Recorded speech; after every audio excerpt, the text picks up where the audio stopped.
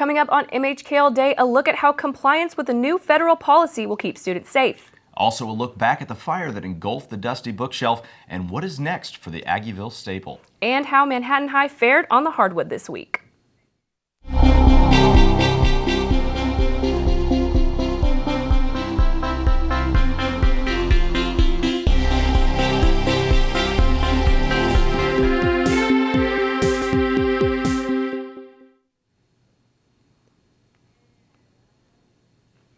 Welcome to MHK All Day. I'm Raina Garcia. And I'm Evan Penner.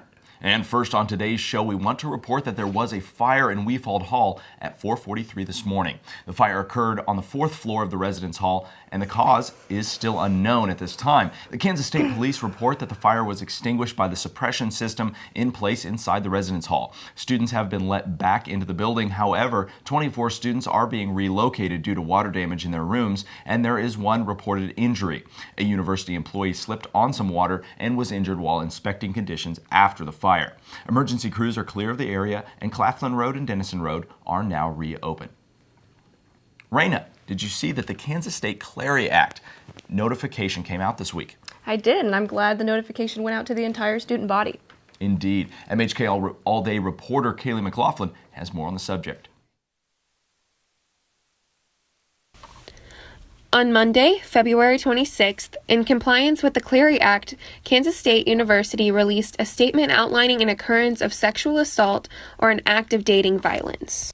Heather Reed, Senior Associate Dean for the Office of Student Life, said, "The Clery Act, or the Jeannie-Clary Disclosure of Campus Security and Police and Campus Crime Statistics Act, allows administration to transparently advocate for affected students." Under the Clery Act, whenever we hear about a crime that's one of the Clery crimes, we have to report that. When we're reporting out on things, it's because we want to make sure that those crimes are attended to. Reportable crimes under the Clery Act can include aggravated assault, criminal homicide, sexual assault, a weapon law violation, and more. The Clery Act, though important to current students, is most important to prospective students. So a student, as they're considering what university they might go to, they can look at each individual campus's Clery report, their annual campus safety report, some call it, and compare and know, is this campus safe or not? This has been Kaylee McLaughlin reporting for MHK All Day. If you want to know more about the Clery Act and its implications at K-State, head to www.k-state.edu/report/Clery. On February 23rd, President Richard Myers sent an email to faculty and students about moving forward with the idea of a smoke-free campus. President Myers said that beginning on June 1st, 2018, the smoke-free policy will be enforced on all university-owned property. Smoking in any building on campus or other properties of Kansas State is already banned.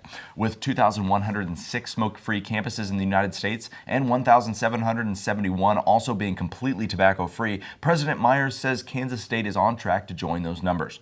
Myers said in his email that, quote, "Everyone has the right to breathe clean air at work and school." He hopes to improve the health of the Kansas State community and allow friendlier campus for visitors. President Myers also said leaders in the administration staff, the Student Governing Association, the Faculty Senate, and the University Support Staff Senate decided to advance the Smoke-Free Campus initiative. If you'd like to learn more information on this subject, go to www.k-state.edu/clean-air.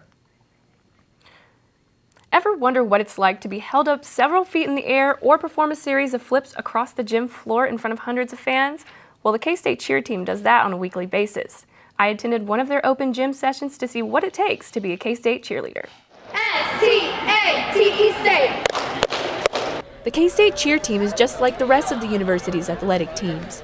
They're constantly in the gym training in order to deliver a great performance on game day. While they may not be the ones competing on the court or on the field, there's more to what they do than reciting cheers and hyping up the crowd. Senior Alex Bileski feels that the amount of training and hard work that goes into being a cheerleader is often overlooked. I think honestly, a lot of people think it's a lot of just glitz and glam, but there's a lot of strength behind it. A lot of people think they can do it, and it's just so much more than what people see. Like, people don't see the practices, people don't see the workouts, people don't see the stunts that don't hit perfectly every time. people don't see a lot of the background work. And I would say it's just like any other sport. It's a lot easier said than done. There's a lot more that goes into cheer besides the glitz and glamour we typically see on game day. To pull off stunts like that, it takes a lot of strength, stamina, and hard work.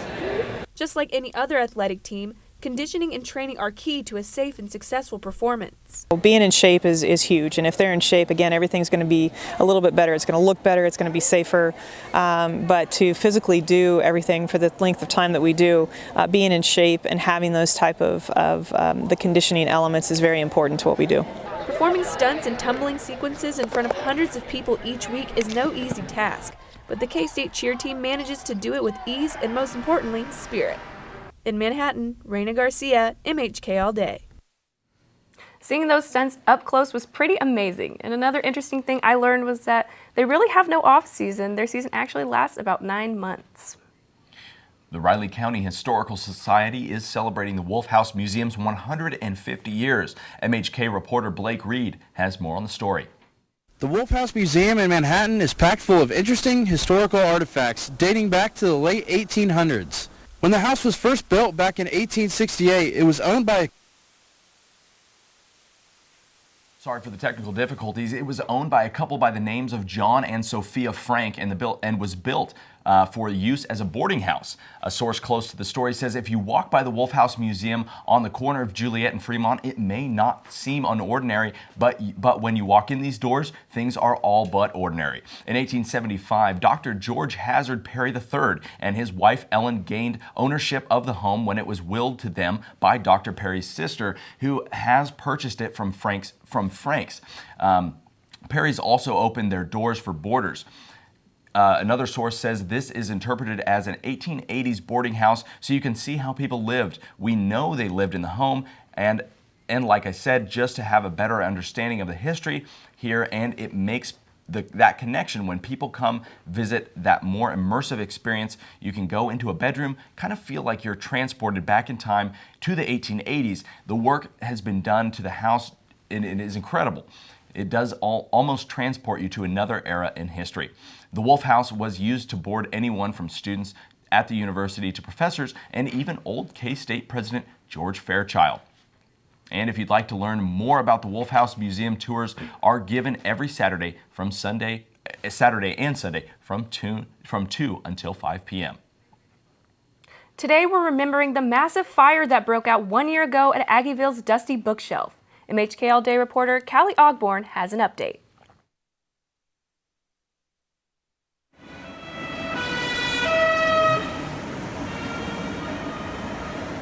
March 2nd marks the 1-year anniversary of the Dusty Bookshelf fire. For months, it has sat charred and empty, a shadow of its former self. Broken windows, gnarled metal, and soot-stained bricks. But hey, there's a skylight now. It's hard to imagine that the boarded-up building once housed thousands of books and their resident cat. The Dusty Bookshelf was in the middle of a renovation project when a fire broke out on the main floor in the early hours of morning. It's a very strange feeling looking at a building that has been burnt down because you notice the things that don't necessarily make any sense when you're passing by it, like the opposite wall is black and all the windows are broken out and the screens on the windows are just twisted and burnt. I asked the Aggieville Business Association if the building has affected property value in the Ville. It's kind of a building that eventually something will happen to. It's more like having an empty storefront down here, basically. We know we're going to rebuild, but no one knows when. So what's next with the Dusty Bookshelf and the historic building that housed it? Perhaps in the near future, we'll see progress at the Dusty Bookshelf. For MHK All Day, I'm Callie Ogborn. Varney's, Hastings, and the Dusty Bookshelf. All 3 stores have closed in the past year and a half, and now the only bookseller in Manhattan is K-State's campus store. Maybe soon the Dusty Bookshelf will make a recovery. Reina, pop quiz. What do homemade ice cream and asphalt have in common? I have not the slightest idea. That's okay. Well, they both use salt to lower the melting temperature of ice. That's pretty fascinating. It is, and I went out to see what else salt might be doing, even though we may not know about it. While salt can be the thing that keeps your car on the road in icy conditions, it can also be the thing that keeps your car in the shop. As the weather begins to thaw out,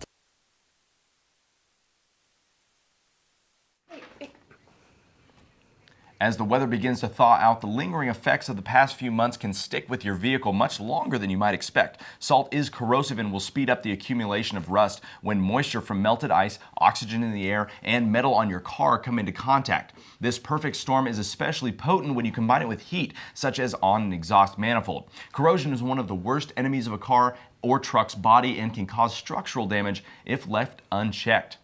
And if you're like me, then your car is absolutely covered this time of year with salt solution from a whole winter's worth of treatments. So what can you do? Well, the answer is simple. Wash your car regularly. According to PremierAutoDetail.com, a monthly washing by you or a professional while your vehicle is exposed will help get off the harmful salt. It's a good idea to stay away from automatic car washes that use the brushes because they can scratch your paint. And of course, don't forget into those hard-to-reach places. Beyond that, it's also a good idea to apply a coat of wax or sealant to your vehicle's paint in the fall, which will make it easier to wash contaminants off in the winter and keep moisture from staying on your paint. Now I have a clean car and a protected car, so be sure. Also, when was the last time you washed your car, Raina? About 2 months ago. That's kind of what I thought. Well, you should get out while the weather's warm. Absolutely. Coming up next on MHK All Day, how access to some parts of Tuttle Creek could be restricted due to construction. And what are some fun activities taking place around town next week on your community calendar? Coming up after the break. I was so pleased with what I saw on the discussion boards last night. Who started the module? K-State Global Campus offers flexible online learning, the same name brand education, quality programs, and recognized award-winning professors with the flexibility to fit your life. Here you are, sir. Can I get you anything else? For your comfort and safety, vital baggage must be stored in the overhead. K-State Global Campus. Always on, always there.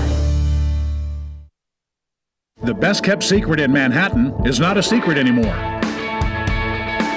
I'm Wyatt Thompson, the voice of the Wildcats, and welcome to JP's Sports Grill. With daily chef-inspired specials, a full bar, and a diverse menu that has something for everyone, this place is guaranteed to impress.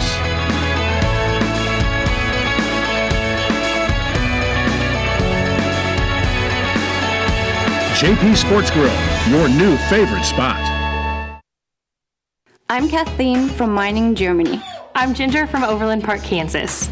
I've traveled to London and saw the Parliament, studied in Mexico City, spent the summer in Austria, went skiing in the Alps, and I visited the Eiffel Tower in Paris. Well, I've been to the world's largest ball of twine. Can we go? Of course! Become an international buddy today and develop new friendships and experience different cultures. Up next, the world's deepest hand-dug well is it near the Grand Canyon?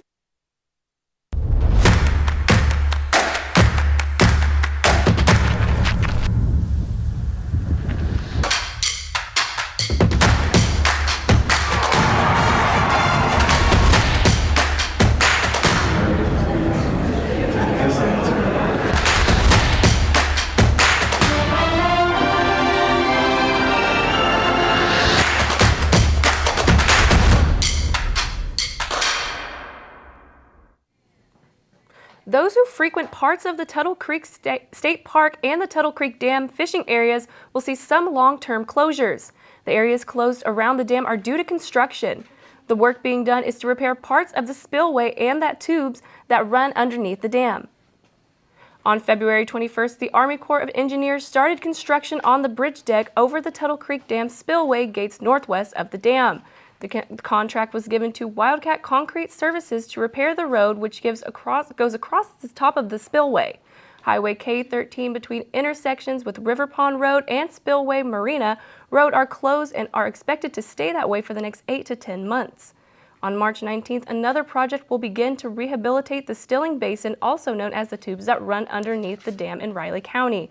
This work will close a portion of the River Pond Road, the Stilling Basin parking and fishing area, and the east half of Outlet Park and the west entrance into West River Pond State Park. This work is expected to take 18 to 24 months. All parking lots on each side of the dam and the gravel road on the upstream side of the dam will be closed to public use during this time.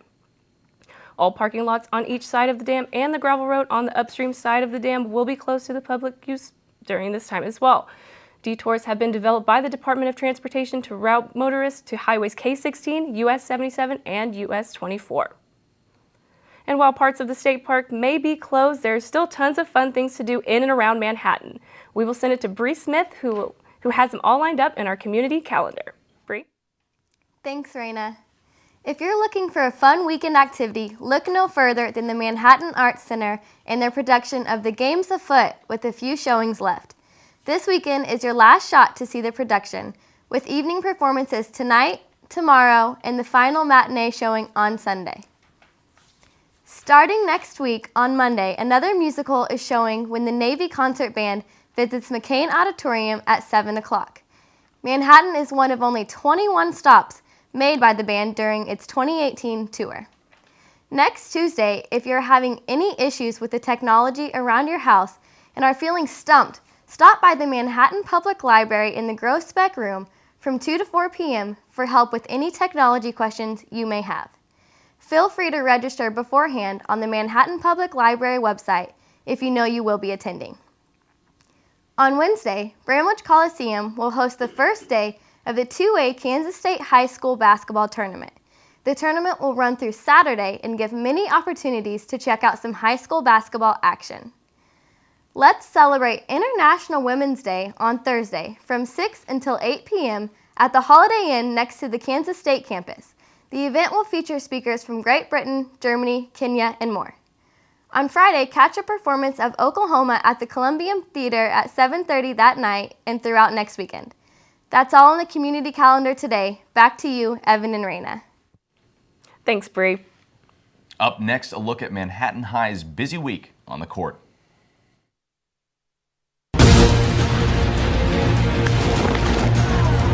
Schultz one, high and deep to left, goodbye.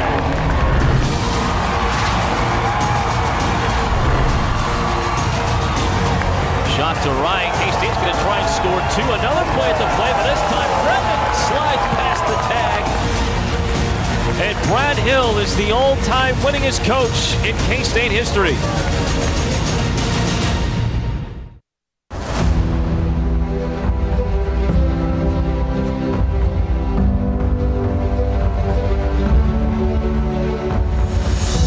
Spot that I love full well. 'Tis not in forest, nor yet in dell. Ever it holds me with magic spell. I think of thee, alma mater.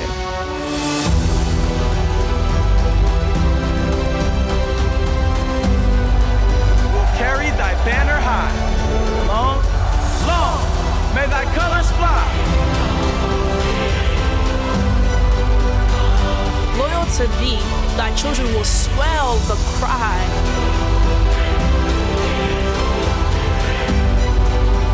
Hail, hail, hail, alma mater.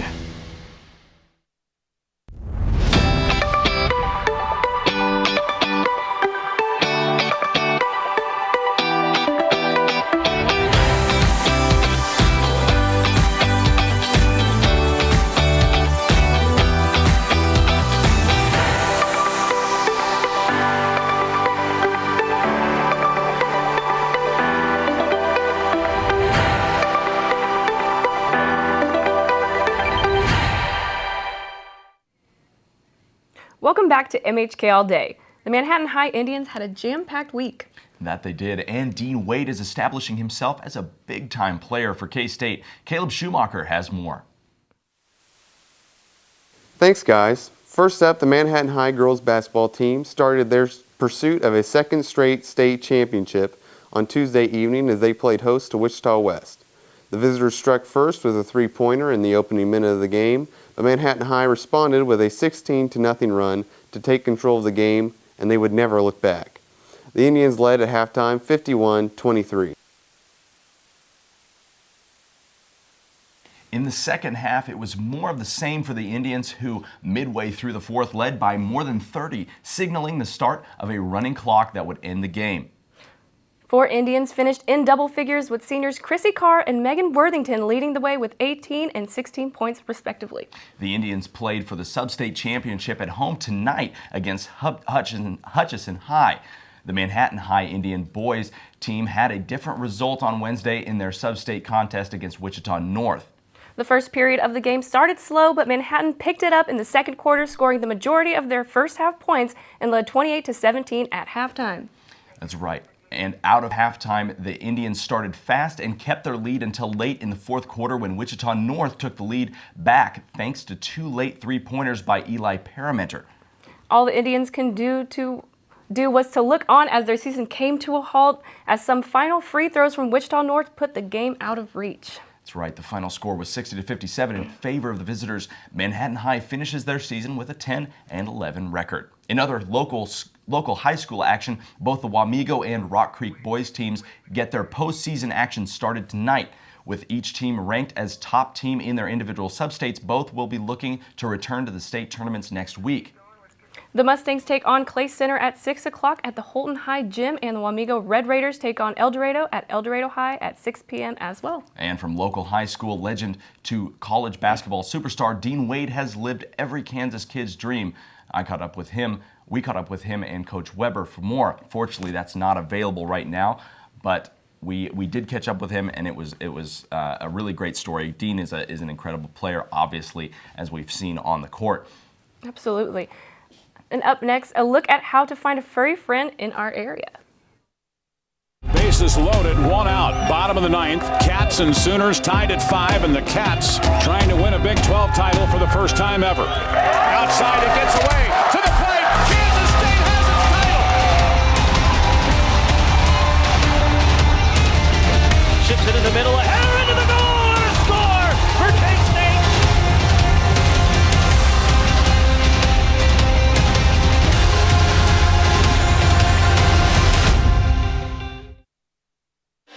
Research. It's applying the bigger picture toward the greater good. Defending the world from adversaries, both seen and unseen. Interpreting realities to unlock solutions. It's our land-grant mission to serve our world utilizing sharp minds, from first-year students to world-renowned experts. What makes research so strong at Kansas State University? Vision. Progress. You.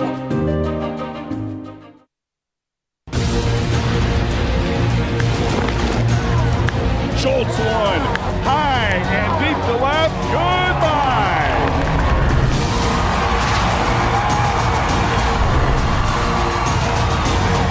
Shot to right, K-State's going to try and score 2. Another play at the play, but this time Brevin slides past the tag. And Brad Hill is the all-time winningest coach in K-State history. We are groundbreaking educators, laser-focused on inspiring students and sparking solutions. We are dedicated professionals, keeping campus safe, accessible, and inviting. We have big responsibilities, entrusted with serving our community and world. We are Kansas State University faculty and staff, and we have many titles, but one vision: always put family first. What turns profession into passion? Selflessness, integrity, you. Welcome back. We do have that story from Caleb Schumacher about Dean Wade, and he caught up with him just a few days ago. Take a look. Dean Wade is a great player for the Wildcats now, but he faced some adversity coming from St. John's campus. Not a lot of people thought you could play Division I basketball coming out of there because you're playing all these small schools, not a lot of competition. But my parents just told me to stay humble, keep working hard every day, and just basketball's basketball. It's going to come out. You're going to show how good you are. So I just come from St. John. It's huge for us. Just everyone's together. Everyone believes in you. So it was pretty easy for me. They love him in St. John. He's a proud representative of that community and that whole kind of area. And you see it after games. All the little kids all want, Dean Wade's their guy. He's their hero. Dean's main goal was to stay home to play his college ball. Playing for my home state meant a lot more than going out of state and playing for someone else. But it's kind of like a dream come true when that signing day and you sign and everything kind of goes down. Everyone leaves and you kind of realize, wow, I'm a K-State basketball player now. So it was a great day. Dean Wade has come a long way from his time as a small-town basketball star to the player that he is today. And he says he owes all that to the coaching and hard work that he's put in on the practice floor. My teammates just keep me confident, and just hard work in the off season. Getting stronger helped a lot. Just working hard every off season. Just getting in the gym as much as possible, and just staying confident. He's just become a great all-around player, and he wants more. And that was always the question. How much drive did he have? You got to kind of get him in a meeting one-on-one and get him to even, to say, hey, I want to be a good player. But he has said that, and he's definitely become that. Providing a place where lost and wandering pets can find shelter. Local animal shelters work around the clock as temporary pit stops for those furry companions looking for a home. Josh Yankovic has more. At the Junction City Gary County Animal Shelter, Director Vanessa Gray says that you get more than one assurance when adopting pets from a shelter. We work so hard to make sure most of them get a home. Last year we had about roughly 1,600 animals come in, both cats and dogs total. And our live rate for everything was 95%. Rather than spending his day as a lone wolf, Huckleberry, a current resident at the shelter, patiently waits the arrival of his dream family. The odds are in his favor at this humble shelter, which boasts high turnovers. Thanks to the hard work of Gray and her associates, these animals are saved one adoption at a time. But it doesn't end there. When the shelters run out of room for more animals, they call someone like Mahi Lee. This local with a big heart has fostered dozens of cats and dogs over the years, helping them find their true homes. It is really rewarding, especially when you see a dog or a cat go to the right family or the right home. It's a win-win situation that when you find a right fit. Here in Manhattan, shelters like the T. Russell Ritz Animal Center receive animals of all shapes and sizes. These companions are then taken into the care of these trained professionals who then aid in the process of finding new homes and or owners. Each year, the T. Russell Ritz handles thousands of cases where animals are placed with new homes or reunited with families. Rachel Hunt, a sophomore studying biology at Kansas State, didn't expect to be rescuing a lost puppy when she woke up yesterday morning. And thanks to one local animal shelter, Hunt can be hopeful that the lost pup will find its way home. They have feelings too, and I didn't want that dog to be hurt, and I didn't want the family to miss it. So I took the time out of my day, and I did miss one of my classes to take care of the dog because I think it's really important. In Manhattan, I'm Josh Yankovic, MHK All Day. JP's Union Station hosted its grand opening ceremony complete with a ribbon cutting. Present at the event was longtime university faculty member John Pence, who is the namesake of the original JP's Sports Grill located in Manhattan. The restaurant is geared towards the community, sourcing much of their menu items locally. K-State's own Weber